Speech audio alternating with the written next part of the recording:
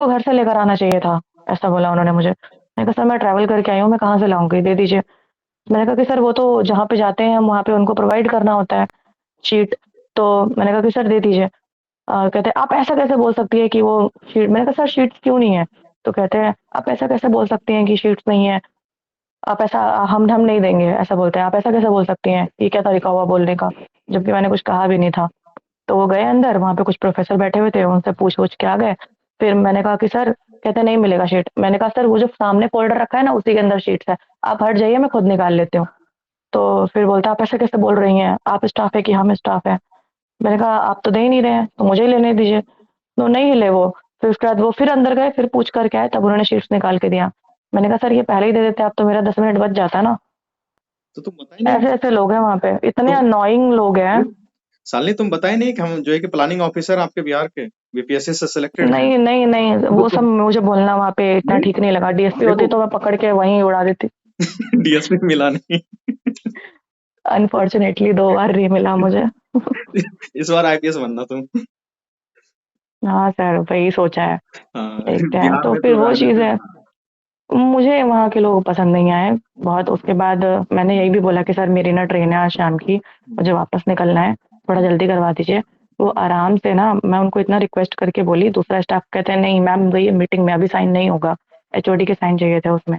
देखो नहीं तो नहीं करवाया। मैंने कहा पता है, कहते हैं कि अभी रुक जाइए, अभी हम खाना खा रहे हैं, 2:30 बज चुका था। मैंने कहा सर, फिर मैंने कहा कि सर मुझे भी तो खाना खाना है ना, मैंने भी तो कुछ नहीं खाया है। तो कहते तो आ जाइए ना, आप भी खा के आइए ना। मैंने कहा आप मेरा काम करवाएंगे तब खा के आऊंगी ना मैं। तो फिर उसके बाद बोलते हैं कि नहीं अभी रुक जाइए। आराम से वो, उस दिन वो था मकर संक्रांति, दही चूड़ा लेके बैठ गया वो आदमी। 1 घंटा बैठ के खाया है। मैंने कहा यार इतने में तो 4 लोग खा लेंगे। फिर भी मैं वेट करती रह गई। Worst day ever.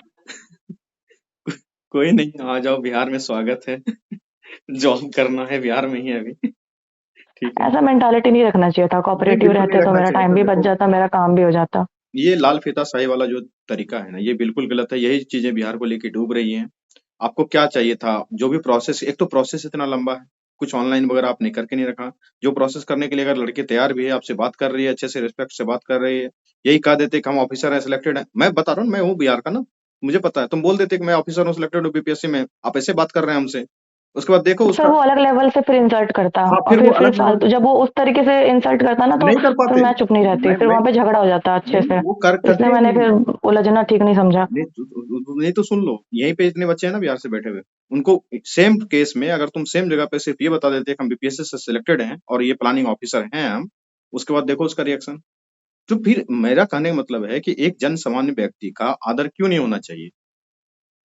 Human dignity भी तो कोई चीज होती है ना, वो भी वो नहीं है लोग ना, बिहार में। वो लोग रिस्पेक्ट डिजर्व नहीं करते हैं। मैं उनके मुंह पे ये बात बोल सकती हूँ कि यू हाँ people don't deserve the respect.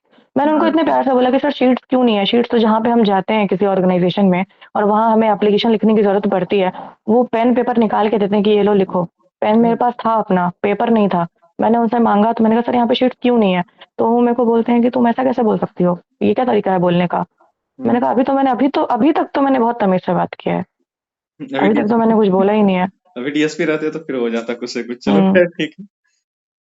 Worst हम कुछ सवाल एक्सपीरियंस ले लेते तुम। हैं।